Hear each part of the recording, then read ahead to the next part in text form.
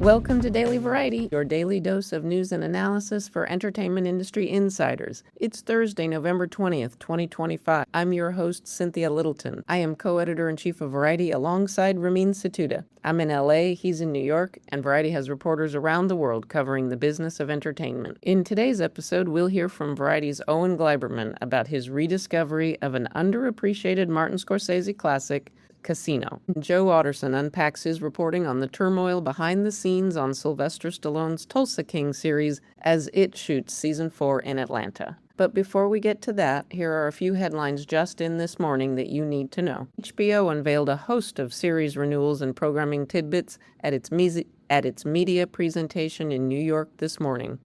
Casey Bloys brought his usual enthusiasm to the stage at Hudson Yards. By all accounts, Bloys showed grace and humor under pressure as his parent company faces another round of merger mania. HBO's presentation happened to fall on the same day that Warner Bros. Discovery corporate titans in Burbank are fielding the first round of preliminary bids to acquire all or part of the company. HBO and other assets in Warner Bros. Discovery are about to be carved up like a turkey in a bidding process that is sure to bring out some unexpected players. Or maybe not if David Ellison and Paramount have their way in buying the company in its entirety, with CNN, TNT, Discovery, and other linear cable channels intact. We'll have a full rundown in Monday's episode about the mood at HBO and the latest in the Warner Bros. Discovery auction. The other big news of the morning also involves Warner Bros. The lost episodes of Joey have been freed and are now available on the Friends YouTube channel. Joey was the 2004 spin-off of Friends that had about a 1.5 season run on NBC. The show was canceled with 8 episodes in the can that never aired. I'm sure we'll see 1,000 memes and think pieces on it before the end of the week. All of these stories and so much more can be found on Variety.com. Now it's time for conversations with Variety journalists about news and trends in show business. We'll hear from Owen Gleiberman, Variety's chief film critic, on why he has come to have a very different view of Casino in the 30 years that have passed since he gave it a lukewarm review in 1995. He explains why he's seeing things in it now that he missed the first time around. One thing you can't miss is the greatness of Sharon Stone in this 3-hour saga that revolves around her tempestuous relationship with the casino boss played by Robert De Niro. Here's a snippet from the original trailer, followed by my conversation with Owen. You like your money a lot. Yes, a lot. Don't you? I want to settle down. I want a family. You got the wrong girl. You'll be set up for the rest of your life. You don't know me. What do you know me to 3 months? Can I trust you? Can I trust you? I will go to the FBI. I will go to the police. I am not protesting you or anything. Owen Gleiberman, thanks so much for joining me. Good to be here, Cynthia. Well, as often happens, Owen, when I am proofing pages at the end of the week, I'll read a column from you and I just know that we are going to talk about it. You took a long look back at Martin Scorsese's 1995 movie Casino, which I remember seeing in the theaters. It was quite a journey, and you really dug deep into Scorsese's canon and put it into context. You look back at how this movie was interpreted in the day and how it holds up. Owen, what sparked this rewatch of Casino for you? I think Casino is a movie whose reputation and just the whole way we think about it is kind of out of sync with what's on screen. I reviewed it when it came out 30 years ago. And like a lot of people at the time, I gave it a mixed review. In certain ways, I was dazzled by it. It seemed to have the Scorsese bravura. But back in 95, as the movie went on, I found it cold. I thought it was too long. It felt almost too jam-packed with underworld information, almost like an encyclopedia entry. And the Robert De Niro character was not exactly someone you could cozy up to. So it all added up to a film that seemed on the surface like it was made in the style and spirit of Goodfellas, but that was a movie people thought of as a joyride to the dark side. And Casino didn't feel like it had that joy. So I kind of wrote it off ultimately as a mixed bag. And that's the way I thought of it for decades. I do remember that for a while there, people were saying that Martin Scorsese was making the same movie over and over, But this column prompted me to think about it. I have not watched all of Casino since I first saw it, but it is one of those movies that when I'm flipping channels and I see it, I will stop. And after reading this column, I close my eyes.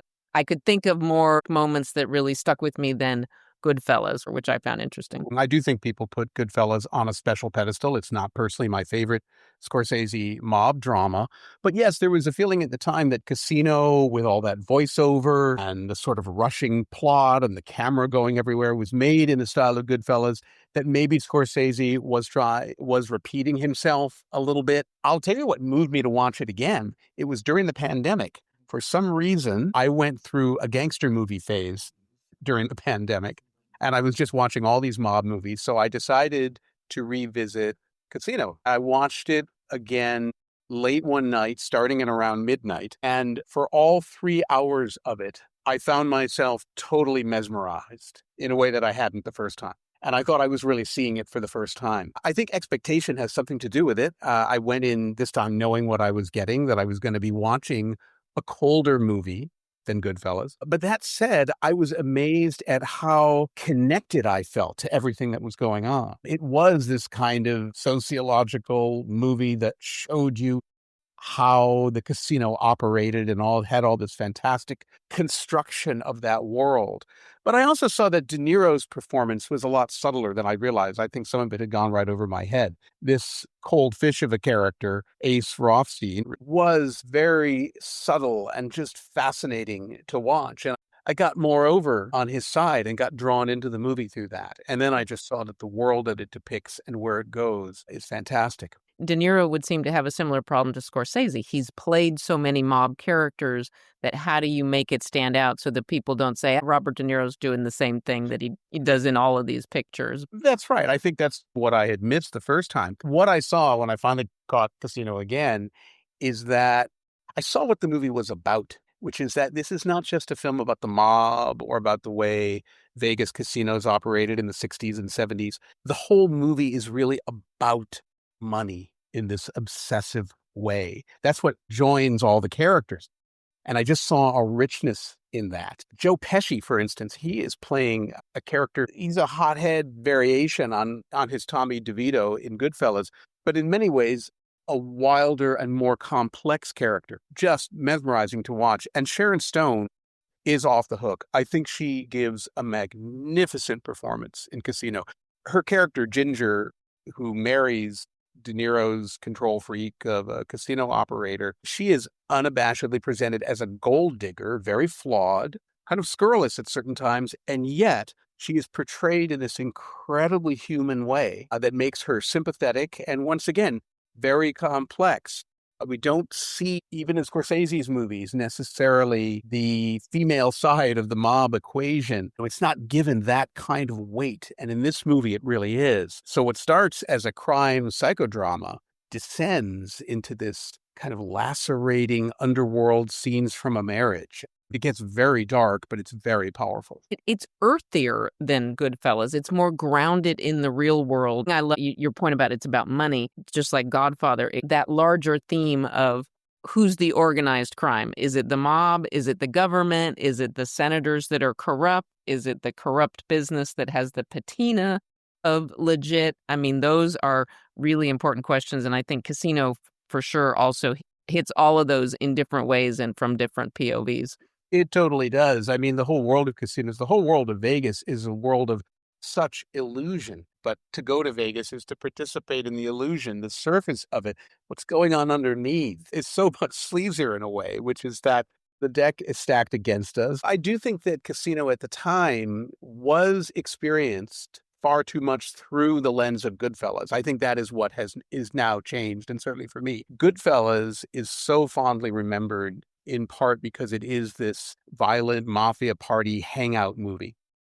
And that ensemble of bad guys from heaven. Just some of the greatest performances. And there's just an exuberance to it. Casino seems to be a party with the bliss chilled out of it. And yet, in that way, I think Scorsese gets closer to the reality there of what is really going on. But when you think about all the Scorsese mob movies going back to Mean Streets in 1973, they're built on this incredible paradox where Scorsese, you could just feel that in his very cells, he wants to live in these worlds. He wants to feel as intensely as these gangsters do. And in some ways, he looks up to them and envies them.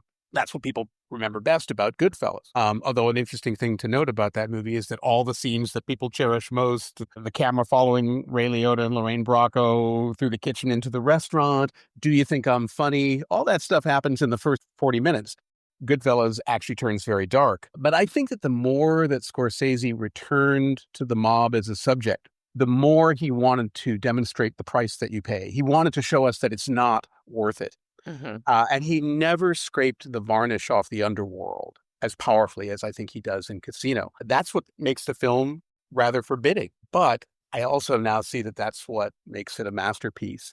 It is really Scorsese's most direct reckoning of the wages of sin. It gets very dark at the end, but by the time it's over, you really feel like you have seen the mob world as it truly is. And there is something cathartic about that. I don't think it is thought of as quite the classic that it should be. And now that it's 30 years old this week, I thought it was time to go back and say, yes, Casino really is, even for Scorsese, one of the true highlights of his canon. Again, folks, you have to go to Variety.com or our November 19th print edition and read the whole column because Owen has such great insight. I love reading your deep thoughts about movies. Well, thanks. I'd love it if people went out and rewatched this movie and saw really the place it deserves to have. This starts the campaign for more respect for Casino. Thank you, Owen. Thanks, Cynthia. And now we turn to the Taylor Sheridan universe. Joe Watterson, TV news editor, discusses his reporting on abrupt firings and a showrunner dilemma on Tulsa King. Joe Watterson, thanks for joining me. Thank you for having me. And a quick apology to our regular listeners. I have a bit of a scratchy throat right now, so if I sound funny, that is why. It's going around on both coasts. Well, you've been doing some good reporting on the strange goings-on behind the scenes at Tulsa King, the Sylvester Stallone, Paramount Plus, Taylor Sheridan series. Based on your reporting of late, I don't think it's too much of an exaggeration to say that pretty much all hell's breaking loose on Tulsa King as they start to produce season 4. Yeah, it's a bit of a mess. So going into this season, they had not named an official showrunner going into the season. Dave Erickson was the showrunner on season 3, but as I recently reported, he and Sylvester Stallone did not see eye to eye with each other, so Dave Erickson ended up leaving the show at the end of season 3. And then you have Terrence Winter returning to the show for, I think, the 3rd time under the title of head writer. So he is running the writer's room out of Los Angeles, but he's not spending time on set. So it's raised a lot of questions for people on the ground in Atlanta, where they're shooting most of the season. Who is the creative lead on this show? At this time, there is not a creative person on the ground running the show day to day. And that's become a bit of a problem. I think it's hard to imagine that an enterprise like that, a television show, is a small army of people that need to be coordinated. You've got to have a central vision or you don't have any idea what that soup's going to taste like at the end. So in addition to the showrunner issue, there was a big chunk of staff that shortly before production was supposed to start in Atlanta, that the big chunk of staff were told that their services were not needed. So 26 crew members were pretty unceremoniously fired from the show just before cameras rolled on season 4. Some were informed with as little as 10 days notice. Now, in fairness, like we reported this out too, that none of these people had deals in place for the new season. I didn't speak with everybody, but all of them who spoke with me said they had essentially been verbally promised like, hey, sign up for season 3 and we'll take care of you going into season 4. And that turned out to not be the case. But at the same time, it was just handled in a way that everyone who we spoke with said this was just incredibly unprofessional, incredibly just uncool. I mean, people were counting on this work to support themselves and their families. A lot of these people had been with the show since the beginning. Some of these positions were stunt positions, correct? Someone I spoke with who was very candid on the record was a gentleman by the name of Freddie Poole, who has twice been nominated for an Emmy for stunt coordinating for Tulsa King. He's been with the show since the beginning. He's very well respected for his role. And again, he was basically informed with no uncertain terms, like, hey, we'll bring you back in a much smaller role for basically less money, but we are not going to be doing what we've had you doing. Well, Tulsa King is produced by Paramount. Paramount, as Daily Variety listeners know, has been through a big transition. There could be perhaps some hasty decisions, cut this, cut that. Is your read that basically somebody laid down a huge budget cut? So this is a 101 Studios production. 101 Studios produces everything to do pretty much with the Taylor Sheridan universe. And obviously, Taylor Sheridan is leaving his deal at Paramount when that expires in a couple years for a new deal at NBC Universal. But the strange thing is, a lot of people that I spoke with said they were essentially told the reason they were being let go was quote unquote creative differences. Like Freddie Poole said that to me, that when he was informed he wasn't being brought back in his same role that he'd been in, that it was due to creative differences, and what exactly that meant, he couldn't get a straight answer. And the lack of transparency, the lack of a clear leader. There's an executive from 101 Studios, Scott Stone, who has become the de facto showrunner. This is not a job where you can just interchange leaders, presuming that somebody has executed a creative vision for this show. Exactly. All right, Joe, my last question for you is Tulsa King within the Taylor Sheridan universe. How do fans talk about it? Like, is this a beloved show? It definitely doesn't have the same draw as the Yellowstone shows do. As far as Paramount Plus shows, it's still a massive show for them. I mean, because you have Taylor Sheridan involved. Sylvester Stallone is still Sylvester Stallone. So I think it is definitely a popular show, relatively speaking, because as we know, Paramount Plus doesn't have the kind of subscriber base that, say, Netflix does. But as far as Paramount Plus shows go, it's definitely up there for them. And if you look at the Nielsen streaming ranking, the show, it doesn't necessarily break through in the overall top 10, but if you look at the streaming originals charts, it's on the chart. It's up there. So it's definitely popular. They are working on a spinoff right now with Samuel L. Jackson. This is my real last question for you. When do you think we'll see season 4? Probably like Q3 or Q4 of 2026, I would guess. They just started shooting it recently. Obviously, the holidays are coming up, so I'm sure there's going to be some breaks in there. But the one thing about these shows is that, Taylor Sheridan and his team know how to turn this stuff around pretty quickly. Joe, thank you so much, and I certainly hope you feel better soon. Thank you very much. As we close out today's episode, here's a few things we're watching for. Don't skip my colleague Brent Lang's Q&A with Ron Howard and Brian Grazer. Those two founders of Imagine Entertainment are celebrating 40 years of one of Hollywood's most successful professional marriages ever. Next week, just for laughs, Variety will publish our take on the 100 greatest comedies of all time. Let the social media debate ensue. It's a fun list assembled by our terrific chief film critics, Owen Gleiberman and Peter DeBruge, and we'll hear more from them on it next week. I can't wait to see the reaction to our choices. Before we go, congrats to producer Maria Zuckerman. She's set up a first-look deal with Fox Entertainment Studios. Zuckerman is an HBO alum who was recently president of Topic Studios. Thanks for listening. This episode was written and reported by me, Cynthia Littleton, with contributions from Owen Gleiberman and Joe Otterson. Sticks, Nicks, Hick, Picks. Please leave us a review at the podcast platform of your choice, and please tune in Monday for another episode of Daily Variety.